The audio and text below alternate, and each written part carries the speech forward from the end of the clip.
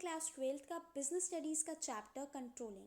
So before starting the chapter I would request you all कि आप मेरे channel को सब्सक्राइब करो, क्योंकि अब मैं रेगुलरली बिजनेस स्टडीज़ की वीडियोस अपलोड करती रहूँगी। So let's start. सो जैसे कि हमें पता है कि मैनेजमेंट के अंदर हमें बहुत सारे फंक्शंस परफॉर्म करने पड़ते हैं, जैसे कि प्लानिंग, ऑर्गेनाइजिंग, स्टाफिंग, डायरेक्टिंग। उसी तरीके से कंट्रोलिंग जो है वो भी एक बहुत ही इंपॉर्टेंट फंक्शन होता है मैनेजमेंट का। इसकी डेफिनेशन देखते हैं।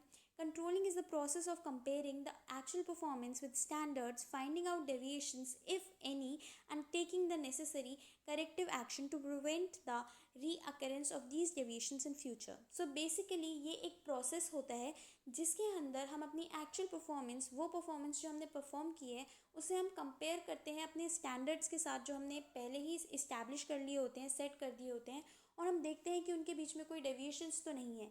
डेविएशंस मतलब होता है difference between the actual performance and the standards. अगर कोई डेविएशन होती है तो हम नेसेसरी करेक्टिव एक्शन लेते हैं, हम उसमें क्या चीज़ करेक्ट कर सकते हैं ताकि जो ये मिस्टेक, ये डेविएशंस हमसे हुई है, ये फ्यूचर में ना दोबारा हो। अब हम देखते हैं कि फीचर्स या फिर नेचर क्या होता है कंट्रोलिंग का। सबसे पहले ये एक गोल ओरिएंटेड फंक्शन है। गोल ओरिएंटेड फंक्शन मतलब कि कंट्रोलिंग फंक्शन जो होता है उससे हम ना ही सिर्फ अपना ट्रैक रखते हैं परफॉर्मेंस का, बल्कि इंश्योर करते हैं कि जो हमारे स्टैंडर्ड्स हमने सेट करे थे एडवांस में, उनकी वजह से हमारे जो ऑर्गेनाइजेशन गोल हैं वो अचीव हो रहे हैं। हमारी परफॉर्मेंस जो है वो स्टैंडर्ड्स के साथ मैच हो रही है और हमारे गोल्स अचीव हो रहे हैं। इसीलिए जो कंट्रोलिंग है वो एक गोल ओरिएंटेड फंक्शन है। उसके बाद controlling is a pervasive function. Pervasive मतलब कि जो चीज़ हर जगह प्रेजेंट होती है। तो कंट्रोलिंग फंक्शन जो होता है मैनेजर का, वो परवेसिव इसलिए होता है क्योंकि ये एक प्राइमरी फंक्शन है हर एक मैनेजर का, चाहे वो मैनेजर किस भी लेवल पे हो। जो सारे levels, manager at all levels, चाहे वो टॉप, मिडल, ऑपरेशनल, उन्हें ये परफॉर्म करना ही पड़ता है फंक्शन, ताकि जो उनके अंडर में एक्टिविटीज़ हैं, उनके एरिया में एक्टिविटीज़ हैं, वो उन पर कंट्रोल कर सकें। तो कंट्रोलिंग परफॉर्म जो फंक्शन है वो परफॉर्म होता है सारी ही ऑर्गेनाइजेशन में, चाहे वो बिजनेस हो या फिर नॉन बिजनेस हो। Non business example educational institution, military, hospital, etcetera. Third, controlling is both a backward looking and a forward looking function. Controlling जो है वो क्या करता है, हमारे पास्ट में जो हमने एक्टिविटीज़ करती है उसका पोस्टमार्टम करता है, फाइंड आउट करते हैं डेविएशंस, क्या गलतियाँ हुई, अपनी स्टैंडर्ड्स के साथ मैच करते हैं। तो इस सेंस से ये बैकवर्ड लुकिंग है, क्योंकि हम पहले की अपनी डेविएशंस देखते हैं। लेकिन करेक्टिव एक्शन जो है वो हम इनिशिएट करते हैं, और ये क्यों इनिशिएट करते हैं, एक एम के साथ कि हमारी जो फ्यूचर परफॉर्मेंस है वो इम्प्रूव होगी। इसीलिए ये फॉरवर्ड लुकिंग भी है, क्योंकि हम फ्यूचर की परफॉर्मेंस को इम्प्रूव करने में फोकस करते हैं। फोर्थ पॉइंट है controlling is a continuous process. Controlling जो है वो कंटिन्यूस प्रोसेस क्यों है, क्योंकि हमें एक कांस्टेंट रिव्यू रखना पड़ता है अपनी एक्चुअल परफॉर्मेंस का, ताकि हम टाइम टाइम पे करेक्टिव एक्शन ले सकें अगर ज़रूरत हो तो। आफ्टर नेचर हम देखते हैं इम्पोर्टेंस या फिर नीड ऑफ कंट्रोलिंग। सबसे पहले अकम्पलिशिंग ऑर्गेनाइजेशन गोल्स। अकम्पलिशिंग मतलब अचीविंग, कंप्लीटिंग ऑर्गेनाइजेशन गोल्स। सो कंट्रोलिंग फंक्शन जो है वो मेजर तो करता है हमारी प्रोग्रेस, कि हमारी ऑर्गेनाइजेशन गोल्स जो हैं वो सही जा रहे हैं और कोई डेविएशंस तो नहीं है, या हमें कोई ज़रूरत है करेक्टिव एक्शन लेने की। लेकिन ये हमें गाइड करते हैं कि हमें कैसे राइट ट्रैक पे आना है और कैसे ऑर्गेनाइजेशन गोल्स को अचीव करना है। After that, judging accuracy of standards. एक जो अच्छा कंट्रोल सिस्टम होता है वो क्या करता है, इनेबल करता है मैनेजमेंट को ये वेरीफाई करने में कि जो हमने स्टैंडर्ड सेट करे हैं वो एक्यूरेट हैं या नहीं हैं। वो हम जो एक एफिशिएंट कंट्रोल सिस्टम होता है वो केयरफुली चेक करता है कि हमारे आसपास ऑर्गेनाइजेशन में क्या क्या चेंजेस आ रहे हैं, इन्वायरमेंट में क्या चेंज आ रहे हैं, ताकि हम रिवाइज कर सकें और रिव्यू कर सकें स्टैंडर्ड को उनके चेंजेस के according. After that, making efficient use of resources. जो भी रिसोर्सेज हैं हमारे पास उनका अच्छे से यूज़ करना, मतलब कि रिड्यूस करना वेस्टेज, स्पॉइलेज ऑफ रिसोर्सेज, अच्छे से काम करना, ये इंश्योर करते हुए कि जो रिसोर्सेज हैं वो सबसे ज़्यादा इफ़ेक्टिव और एफिशिएंट मैनर में यूज़ हों। Ensuring order and discipline. Controlling जो है वो एक एटमॉस्फेयर क्रिएट कर देता है ऑर्डर और डिसिप्लिन का ऑर्गेनाइजेशन में, जिससे क्या होता है, जो डिसऑनेस्ट बिहेवियर है वो कम हो जाता है एम्प्लॉयज़ के बीच में, और हम एक क्लोज चेक रख सकते हैं उनकी एक्टिविटीज़ के ऊपर। After that, improving employee motivation. जो एक अच्छा कंट्रोल सिस्टम होता है वो इंश्योर करता है कि जो एम्प्लॉय हैं उन्हें एडवांस में ही पता हो कि उनसे हम क्या एक्सपेक्ट करते हैं, क्या परफॉर्मेंस उन्हें परफॉर्म करनी है, जिसके बेसिस पे वो इवैल्यूएट होगी। इससे क्या होता है, वो हमेशा मोटिवेट रहते हैं और हमें अच्छी परफॉर्मेंस देते हैं। After that, facilitating coordination and action.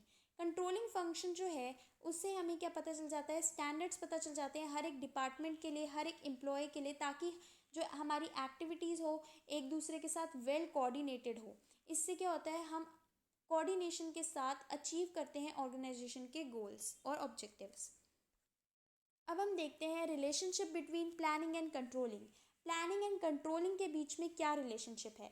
Planning और कंट्रोलिंग जो है वो सेम कॉइन के दो साइड्स हैं। इनफैक्ट ये बहुत ही इंटरगल इम्पॉर्टेंट पार्ट है और हम इसे सेपरेट नहीं कर सकते इन दोनों को एक साथ। ये म्यूचुअली इंटर रिलेटेड है और इंटरडिपेंडेंट एक्टिविटीज़ हैं।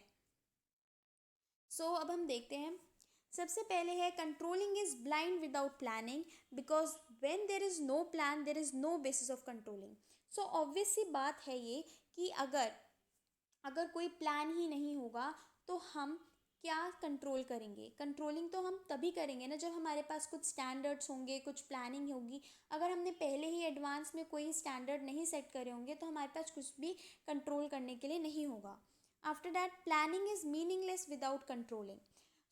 इफ़ हमने प्लानिंग कर भी ली लेकिन कंट्रोलिंग बहुत ज़रूरी है। क्यों ज़रूरी है, अपनी प्रोग्रेस को मॉनिटर करने के लिए, मेजर करने के लिए, आइडेंटिफाई करने के लिए, हमारी डेविएशंस उन्हें एनालाइज करने के लिए, करेक्टिव एक्शन लेने के लिए।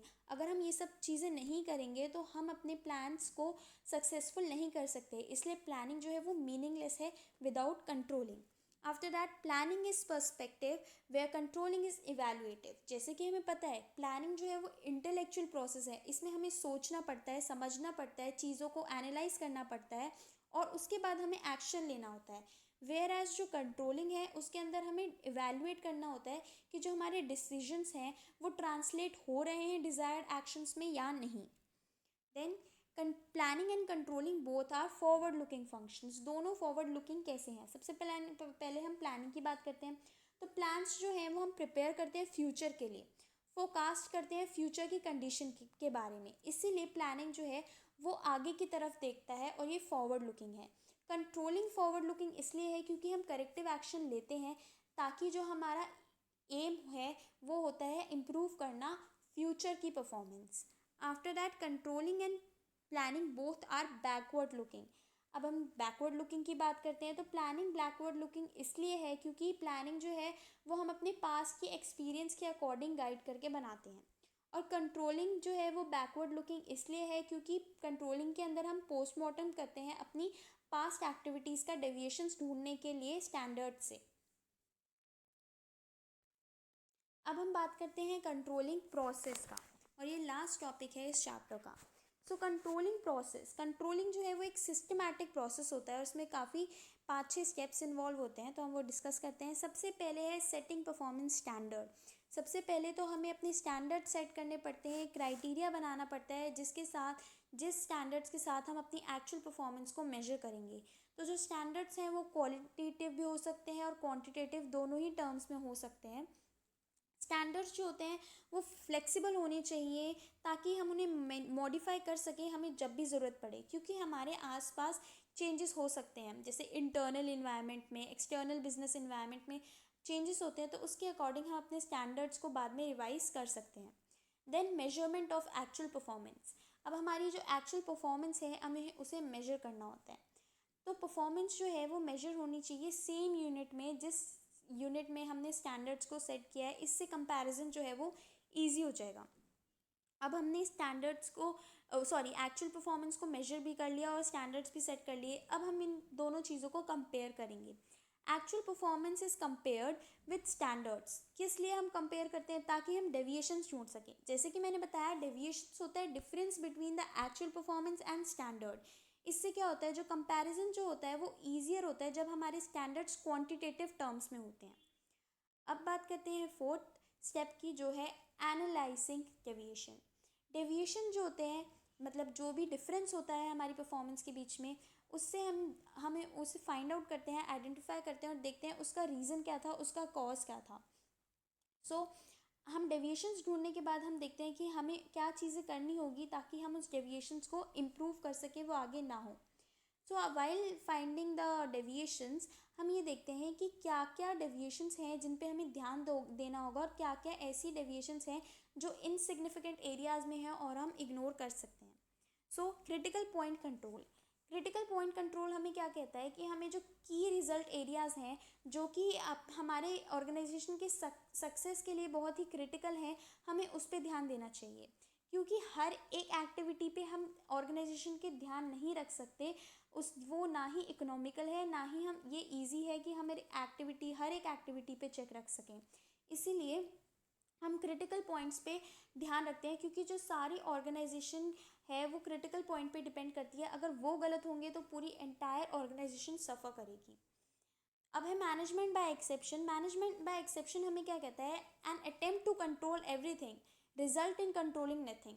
मतलब अगर हम कोशिश करेंगे कि हम हर एक चीज़ कंट्रोल कर लें, तो बाय द एंड हम कुछ भी कंट्रोल नहीं कर पाएंगे। इसीलिए हमें जो सिग्निफिकेंट इंपॉर्टेंट डेविएशंस होते हैं जो कि हमारे परमिशिबल लिमिट या एक्सेप्टेबल रेंज को क्रॉस कर देते हैं, हमें उस पर ध्यान देना चाहिए, वो मैनेजमेंट की नोटिस में लाना चाहिए। जो डेविएशंस एक्सेप्टेबल रेंज में हैं, जो कि बहुत माइनर डेविएशंस हैं, उन्हें हम इग्नोर कर सकते हैं। जो हमारा लास्ट अब स्टेप है कंट्रोलिंग प्रोसेस का, वो है टेकिंग करेक्टिव एक्शन। हमने डेविएशंस ढूंढ लिए, एनालाइज कर दिया, अब हमें लेने होंगे करेक्टिव एक्शन। अगर हमारी deviations with in acceptable range है तो हमें कोई करेक्टिव एक्शन लेने की ज़रूरत नहीं है। लेकिन अगर हमारी डेविएशंस एक एक्सेप्टेबल रेंज और परमिशनल लिमिट से बाहर जा रही है, तो हमें क्या करना पड़ता है, हमें इमीडिएट मैनेजरियल अटेंशन वहाँ पे देनी पड़ती है, ताकि वो डेविएशंस आगे फ्यूचर में ना हो और हमारे स्टैंडर्ड्स जो हैं वो अकम्प्लिश हो जाएं। तो हम ये करेक्टिव एक्शन कैसे ले सकते हैं, हम ट्रेन कर सकते हैं अपने एम्प्लॉयज़ को, या फिर अगर कोई इंपॉर्टेंट प्रोजेक्ट है तो हम एडिशनल वर्कर्स असाइन कर सकते हैं, ओवर टाइम काम करवा सकते हैं। ये था चैप्टर कंट्रोलिंग। आई होप आपको ये चैप्टर समझ आया हो। अगर आपको ये वीडियो अच्छी लगी हो then do give it a thumbs up, share with your friends to help them, subscribe to my channel for more such videos, and if you have any question related to this chapter, do comment. You can follow me on Instagram. My handle is given in the description box below. Thank you for watching.